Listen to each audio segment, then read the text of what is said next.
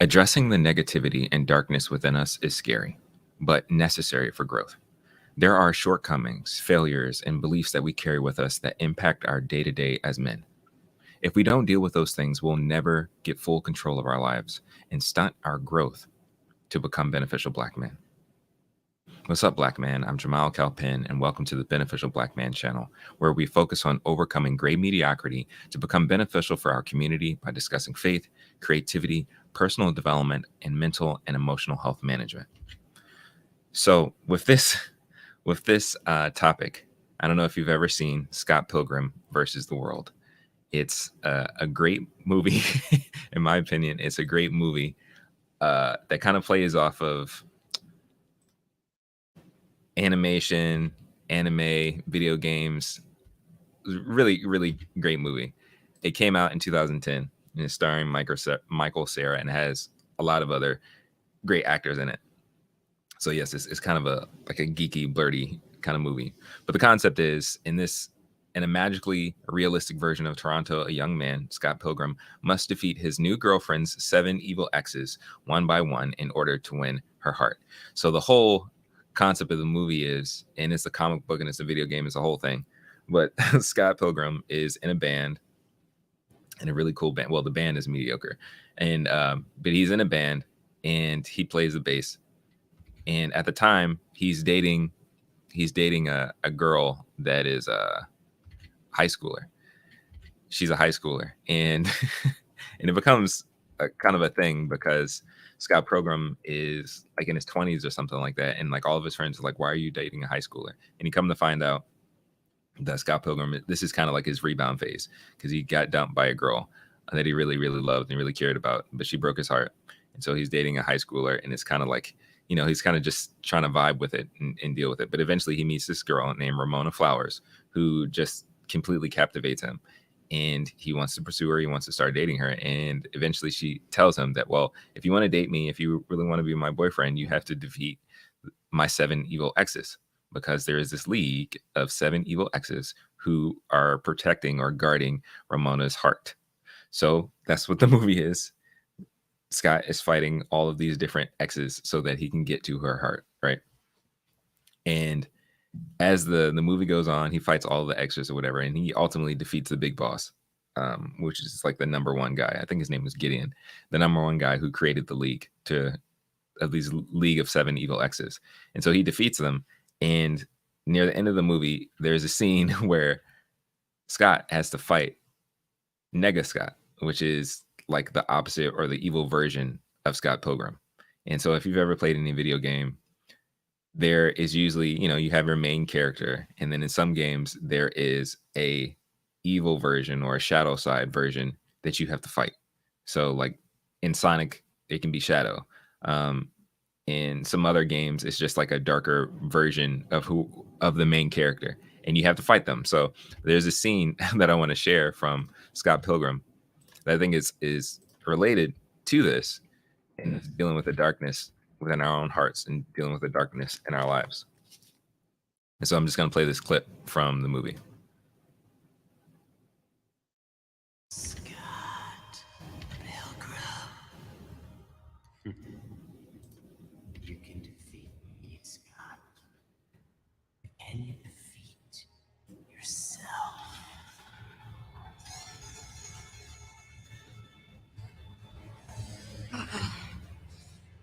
Nega Scott. Nega Scott. No. This is something I have to face. Myself. Solo round. This incredible French toast with like bananas on it. You get bacon on the side. I'm liking that. Oh, let's do it next week. Yeah, cool. Yeah, all right. Be good. Yeah. Hey. What happened? Oh, nothing. We just shot the shit. He's just a really nice guy. We're gonna get brunch next week. We actually have a lot in common.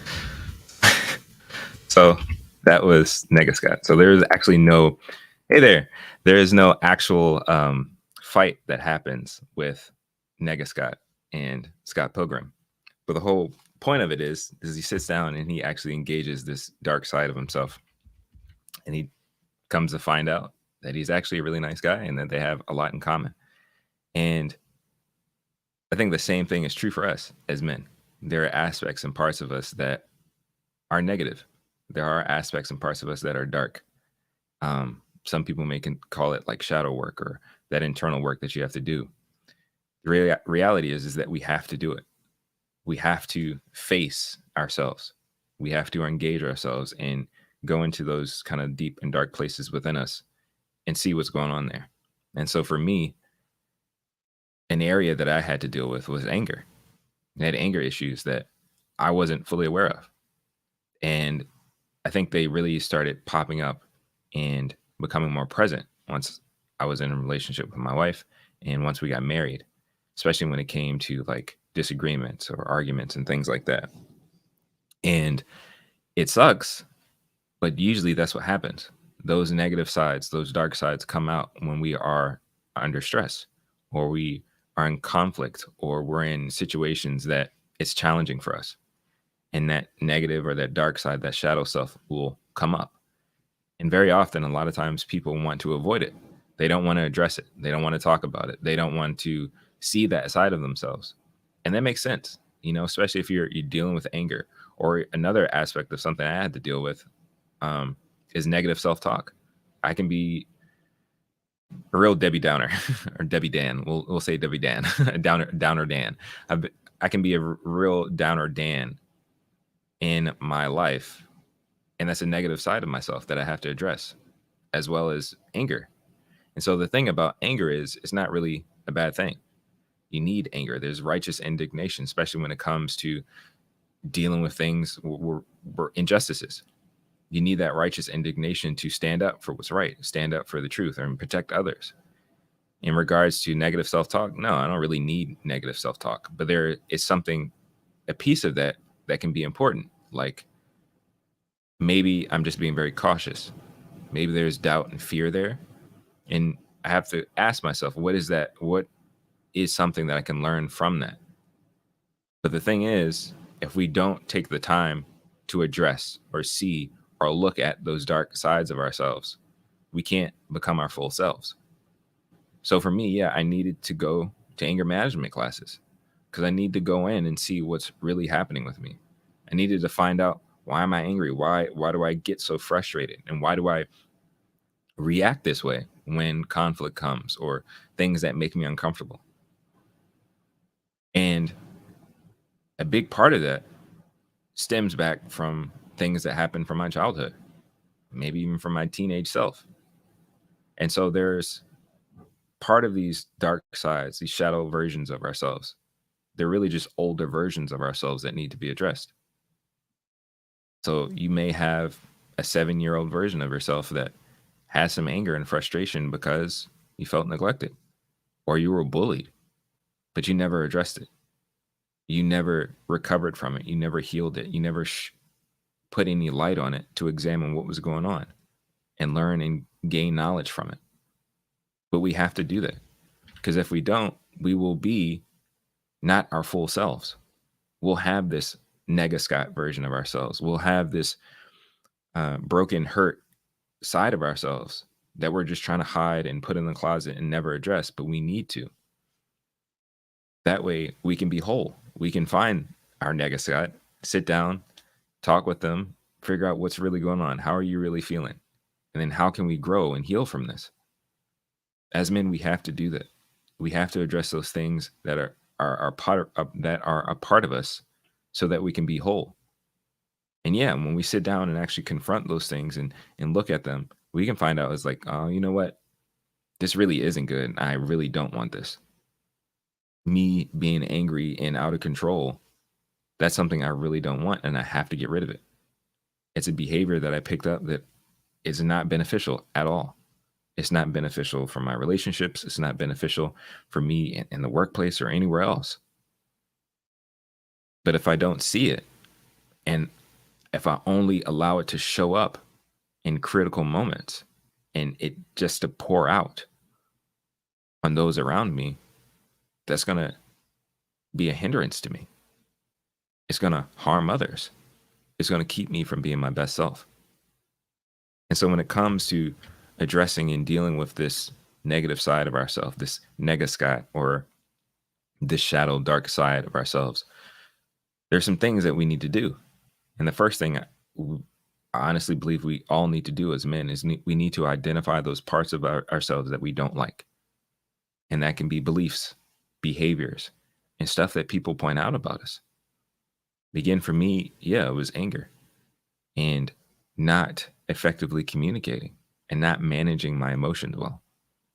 That's something that I needed to address. For you, it may not even feel like something that deep, but maybe it's punctuality. Maybe a negative side of yourself is kind of like slothful. You just don't take time seriously. You don't take other people's time seriously. And if that's something that you've noticed about yourself, is like, I'm just always late. Or people told me, you're always late. You always show up late. You never keep your word in regards to time. We have to sit down and identify those parts of ourselves that, this just ain't that great. Next, we need to confront those parts of ourselves. And we need to ask and acknowledge, why don't I like this part of myself? So again, using that example of not being punctual. I don't like that I never show up on time for stuff, or that I disappoint my family and friends, or that because I'm late all the time, it's hard for me to keep a job. We have to sit with that. We identify these things that is like, this ain't no good, and acknowledge why it's no good. Ultimately, very often it's something that's hindering us from being our best selves. It's hindering us from living for glory and living for good. It's hindering us from accomplishing the goals that we want to accomplish. But if we don't identify it, if we don't acknowledge it, we can't ultimately address it and fix it. And the last thing we need to do is that we have to accept that it is something that we can change. You can change your punctuality. You can change angry and emotional outbursts. That's something that can be worked on. Like part of, very often there are people who talk about the difference between a fixed mindset and a growth mindset. We are all capable of a growth mindset. We can all grow. We can all change. But the first thing we have to do is identify those issues, confront them, and accept that we can change. So if you do struggle with punctuality, you can never show up on time, you need to know that you can change. And if it's necessary, ask for help. Ask for help with dealing with these shadow sides, these dark things about you. If you have anger issues, sign up for an anger management class. Go to therapy. Whatever these things are that are inside of you, you can grow from them. You can heal from them. You can change them. Because you can change. You can grow. We all have the capability and possibility to do so. And if it's something that's so difficult that you can't do by yourself, ask for help. Ask for help. It's necessary. Because if we don't deal with this negascot in our life, it can be one thing, two things, many things. It can be beliefs. It can be behaviors. If we don't deal with that, we can't be our best selves. Dealing with our negative self, our dark self, it is hard, but it's necessary. And continuing to deal with that, I would encourage you to check out the journaling mini-series that I did on my channel. It's just 3 videos, a short playlist. And journaling, I believe, is very, very helpful in dealing with this kind of stuff. Taking time to sit down and write out and identify those parts of you that you don't like. Confronting and asking that question of, why don't I like this? Why is this such a negative in my life? And writing down and understanding that I can change. But yeah, check out that mini series about journaling so that you can work on becoming your best self, becoming a better version of yourself. Black man, you are called for more than mediocre living. Oh, I'm sorry. Gotta get my little script together. Black man, you are called for more than mediocre living. You're here for a purpose. to live for glory and for good. Let's do the work to keep becoming beneficial for ourselves, for those we love, and for our greater community. Continue to protect your mental, find time for an emotional release valve, and keep striving to become beneficial. Stay safe out there, and I'll see you guys in the next video. Peace.